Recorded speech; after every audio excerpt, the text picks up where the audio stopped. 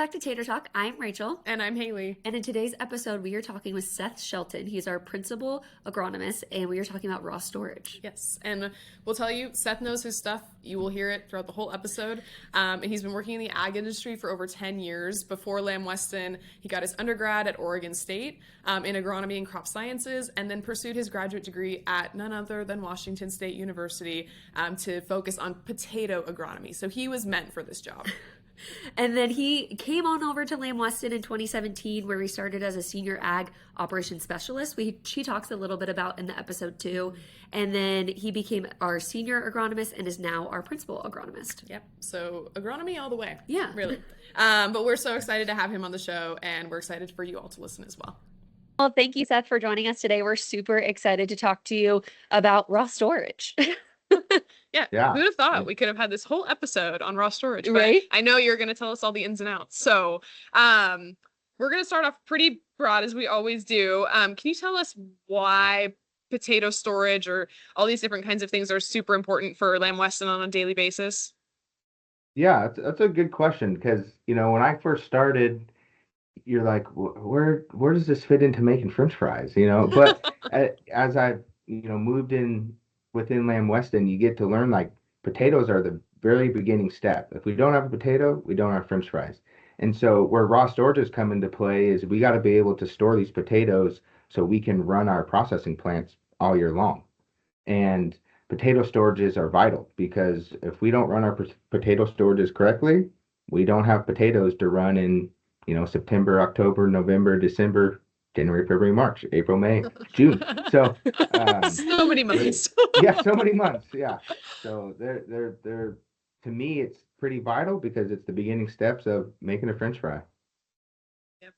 Yeah. Can you talk a little bit more about, like you said it so nonchalantly, right? Like we store our potatoes, but then we use that storage for the whole year. Can you talk a little bit more about how we actually do that, or like the details that go into making sure that those potatoes are usable, I guess, for the whole entire year?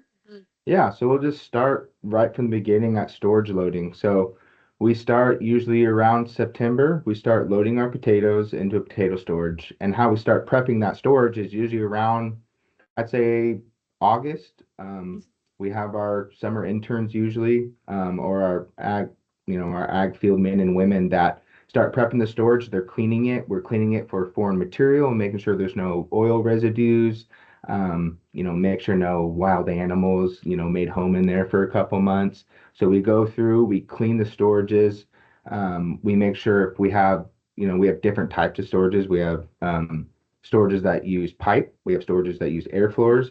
So it's a very long process in cleaning them and making sure the pipe are straight, making sure that the pipe are usable because they do get damaged when we're hogging the potatoes out from the hogger, can bend them up and make it to where the airflow isn't even.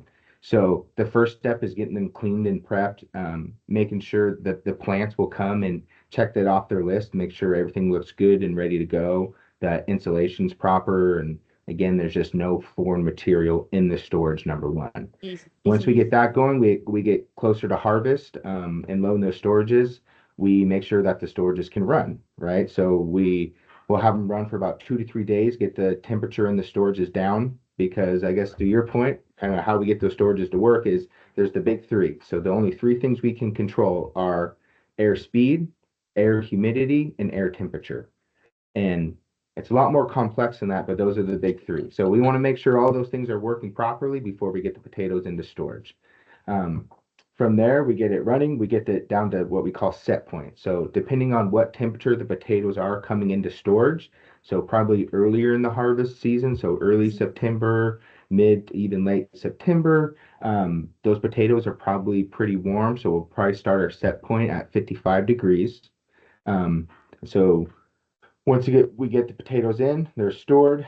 That starts the process of suberizing, right? So from there, we get the potato storage. We probably turn the humidity on. We want to make sure that potatoes are 80% water. So if we're just running dry air across those potatoes, we're going to be drying them out and causing what we call shrink. And we'll get into that a little later because that's pretty interesting on how many tons we lose to shrink. So We'll turn the air humidity on, and it varies between storage managers. Some like to run the storages with humidity, some without. Um, and we start that suberizing process, which takes about 2 weeks. So for those who don't know what suberizing is, basically the potato has a skin set, right? That's that brown russet skin. Um, we want to make sure that russet skin doesn't come off at harvest. That's like our biggest thing at harvest, right? That's our bruise free. We want to make sure we have a good skin set at harvest. They come into the storage. We start supervising them at 55 degrees.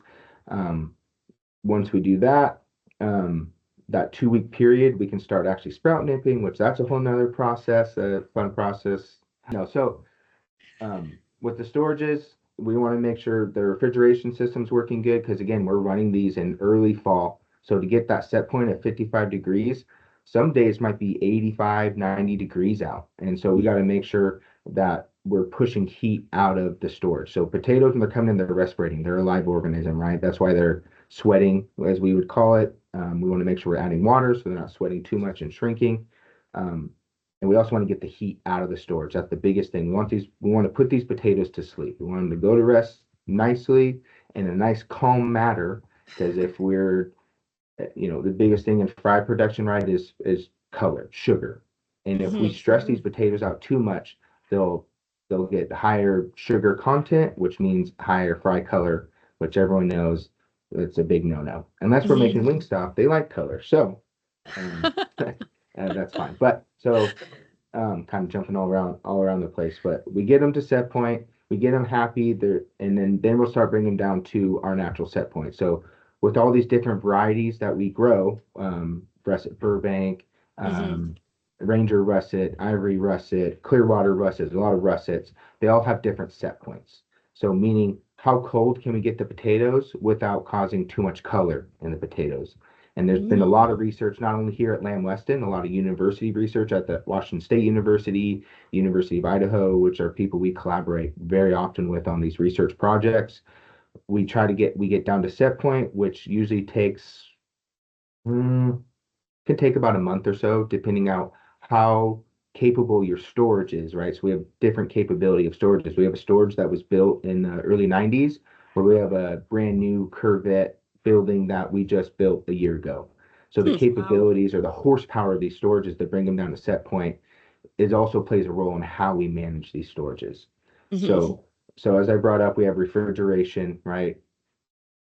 Which is nice. It brings them down to set point, but we'll start building CO2. CO2 is not our friend. This is what's gassing off the potatoes. We want to exhaust that out of our storages, um, which then less CO2, less stress, less color is really the Hmm. main focus at harvest. Well, and I think it's crazy you keep talking about stress in the potato, and we hear that.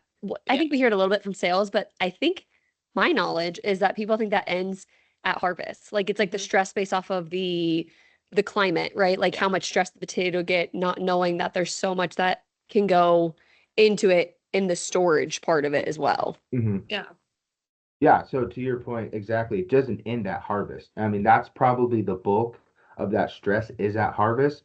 But now we got to get them down happy to set point, and even throughout the storage season, which again can go all into June, depending on the varieties and the storage capabilities, we got to make sure, do we have sufficient airflow? Do we need to be adding humidity or not? Like a big thing you'll hear in storages is our delta T. So what's the difference in temperature from the top of the pile to the bottom of the pile. And if our delta T, usually we want to be around 1.5 to 2 degrees, and that's going to be we want it warmer up top than on the bottom. If it's not, we've actually inverted the pile and then we're actually shrinking our potatoes. And that's again kind of what I brought up earlier, shrink. Shrink's a huge thing in potato storages. We know it's going to happen. We usually at Lamb Weston, we predict usually about 5 to 7.5% shrink rate. Again, depending on if we know if it's a Clearwater russet and we're storing it till June, we probably know we're going to be in that 7% range. Now, the way to put that in perspective, one storage is 2 bays. You'll hear storage, you'll hear bins. I like using storage. So a storage is 2 bays. One bay, on average, is roughly about 7,000 to 10,000 tons of potatoes. And what I like to tell people, imagine a football field full of potatoes with a 20 feet high. That's about Just a couple one, potatoes. Yeah. yeah, just a couple potatoes, Small. right? Yeah, and we say in tons. Now, if you want 10,000 tons, now times that by two, right? 2,000, that gets you pounds. But we usually talk in tons because it's a little smaller A number. smaller Yeah. number. Yeah. Yeah, Makes that's how, sense. tons per acre, right? Is how, if you want to go up north, they use tones per acre, but we'll say tons per acre. Okay. Um, uh, or hectares, all the fun stuff. So, um, yeah, so you got to think in shrink numbers. If let's say on average it's a 7,000 ton bay, and we know about 5% shrink for that one 7,000 ton bay. That's Hmm. 350 tons of potatoes. We know automatically we're going to lose. Now you're not losing Wow. potatoes, but you're bringing down the meat of that potato, right? You're Yeah. shrinking it down. Now let's put that on a bigger number. Let's say we store anywhere usually around 1 million tons of potatoes a year for all of Lamb Weston-ish. It Hmm. obviously fluctuates. Now we put that 5% shrink number on that. That's 50,000 tons of potatoes we lose to shrink. It's a pretty significant number. And that's Yeah. where, you know, as on the ag department, we're a pretty small group, but we're a close group because we have to work closely with each other. So I come out of the Central Basin here in Tri-Cities, but we have a close-knit group from the North Basin, Central, and South Basin.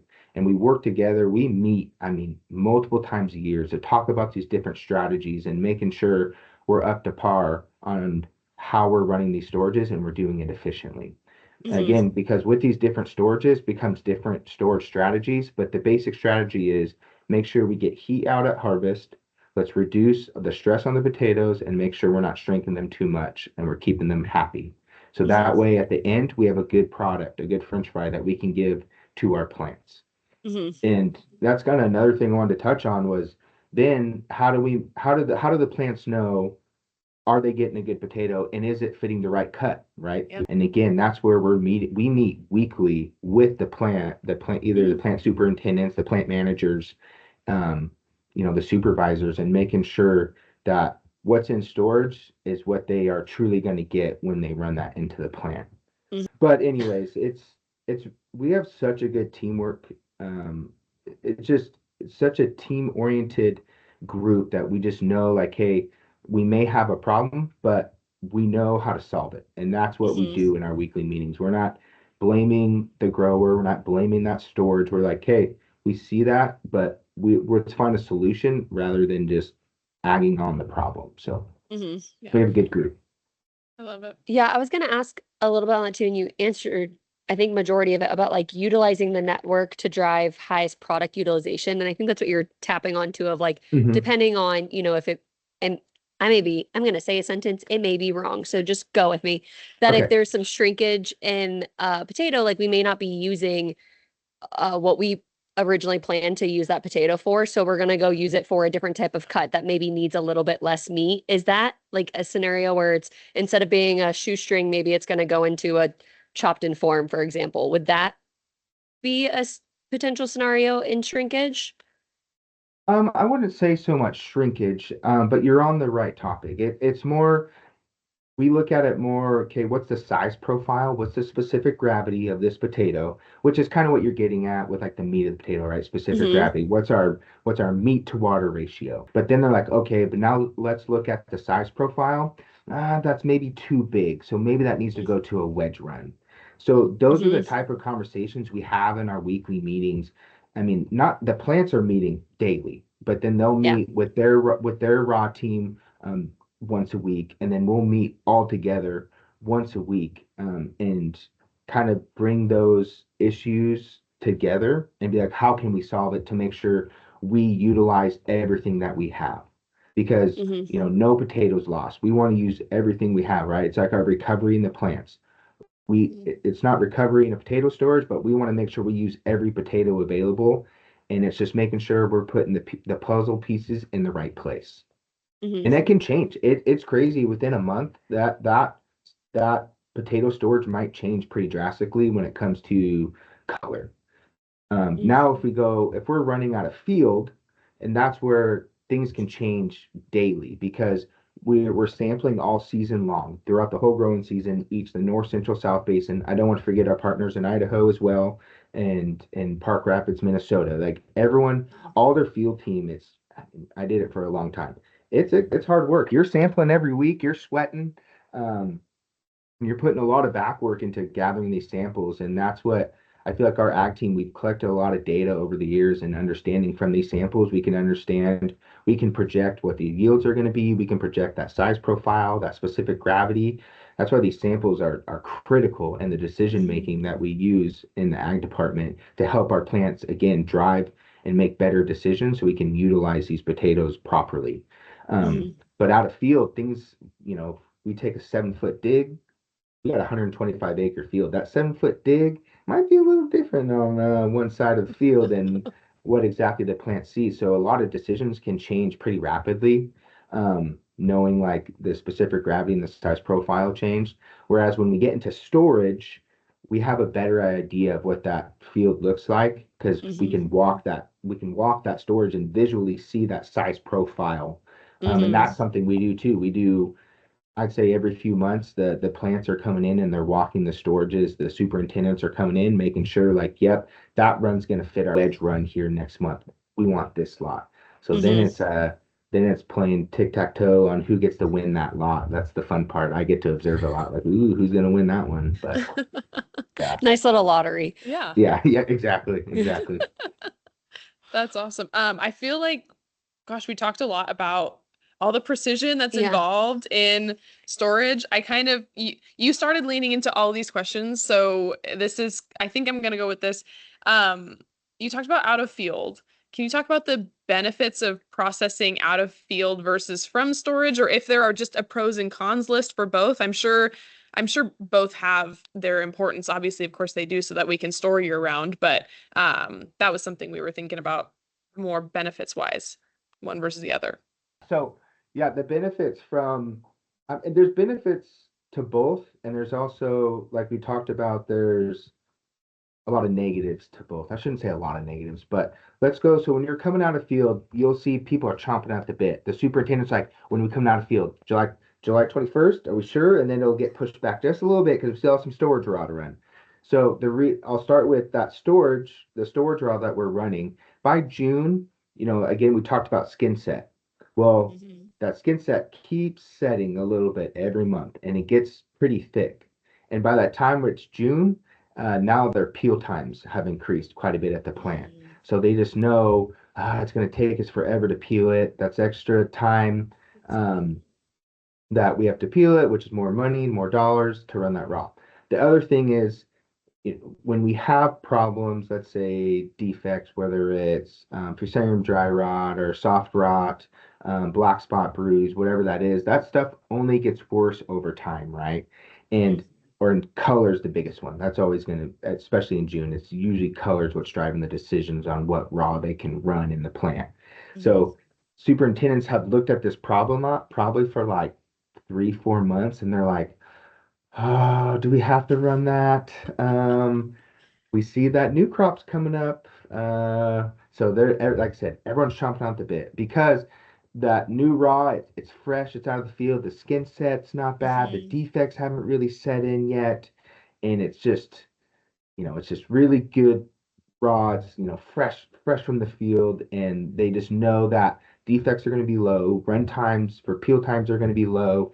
Everything's just at a minimal. So that cost isn't as quite there yet. It hasn't sat in storage for months. I never even thought about peel time. No. Or like what that would be a whole element of it. I like never in a million years would think about No, that. because you always hear just about, the water that we use to peel the potatoes, but not the actual implications of the month in which we're in after storage or after pulling it from the ground. So that's a fun little nugget. I'm also laughing at how many S phrases there are. It's like shrinking, sleeping. Did you say sweating was one? Yeah, sweating. Yeah. Superizing, sweating. I'm like, we got all these S words packed in here. Please write a glossary so we can post it with the with the episode. I like the S's. That's why Seth Shelton, a lot of SS. I want people to remember. Hey, oh there my we go. gosh, I didn't even connect the dots. It was meant to be. This was super fascinating. I wanted to Yeah. see, is there anything else that you're like, people can't leave this conversation without knowing have to. this tidbit on raw storage? That's a good question. So, when I was an ag supervisor, the biggest thing I would say take home is understand it's a football field worth of potatoes. And it's hard That's a good to takeaway. manage each individual potato, but we can manage the lot. And one thing, I think David Kleinbach, he was my manager in the Central Basin. He'll be super proud of me for saying, at the end of the day, there's a lot, we talked about precision, there's a lot of tools, there's a lot of, you know, there's a lot of technology that has been introduced to the potato storage world, which is awesome.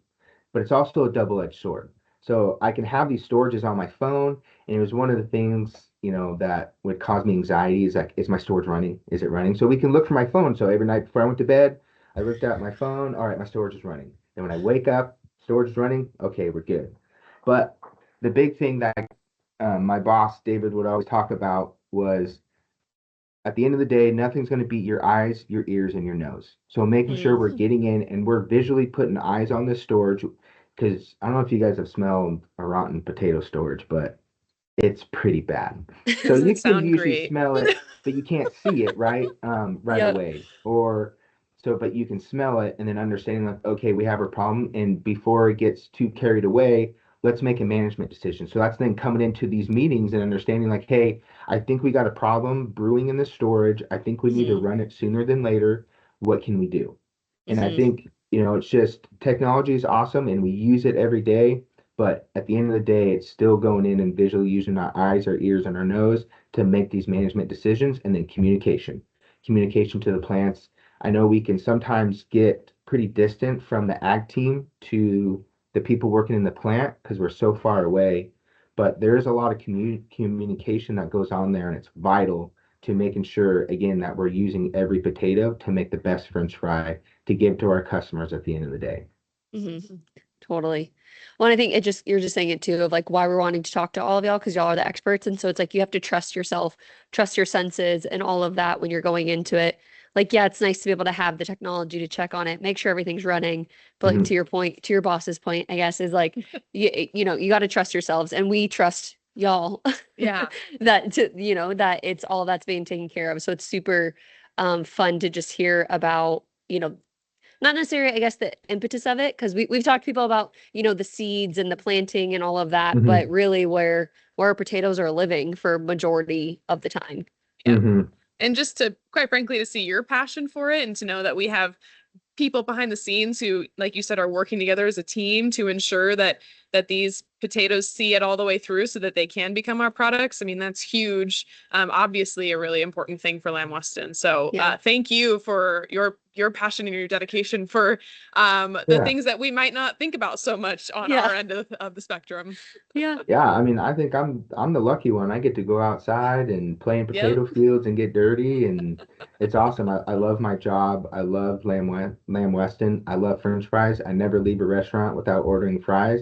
Smart That's what I man. tell my There you go. kids. Yeah, yeah. I love Lamb Weston. I love my job. It's fun, and I just hope that everyone gets to see from these videos just the passion that Lamb Weston puts into not only making a French fry but growing the potatoes too, because Yeah. it's the whole process and it's not easy, but it's a fun process, and I'm always looking forward to that next season and things we can learn every year. How can we grow these potatoes better? How can we grow with less inputs? That's the big thing that we're always getting: less fertilizer, less water, less chemicals to grow these potatoes and still grow a quality product.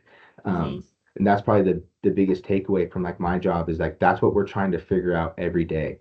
And it's fun. It's you never know exactly what's in store the next day, and that's what makes it really fun. And yeah, so I appreciate you two taking time out of your day to interview me about my job and what an Yeah. agronomist is, because that's always anytime I go to any leadership trainings, they hear agronomist like, what is that? And Yeah. Let me do a quick so Google search real Yeah. yeah, quick. exactly. Yeah. Yeah. So it's not just a funny word. It's a pretty cool job and I love it. So Oh, Awesome. yeah. that's awesome. Yeah, Yeah. thank you so much. This is Yes. so great to talk to you and hear all your expertise. We appreciate it.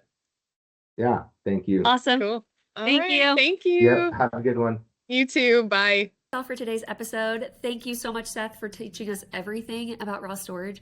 I can't get over how big this space has to be, like multiple football fields, which football fields, I feel like people don't understand how big those are until you're really on like feet on the grass in one. Massive. And then 20 feet high. Like I'm 6 feet tall. Yeah. That's a lot of me. Yeah. No, you can't even fathom the amount of potatoes. You can't even fathom the amount of potatoes. And they have to monitor all of those. Yeah, and I thought the coolest thing was beyond just technology, really going in and seeing, smelling, and feeling these potatoes to ensure that that they're doing okay. Because technology helps, but we always know that having the human touch helps as well. Yeah. So, Like he said, all the senses, you just really become in tune of all the needs of the potato. So true.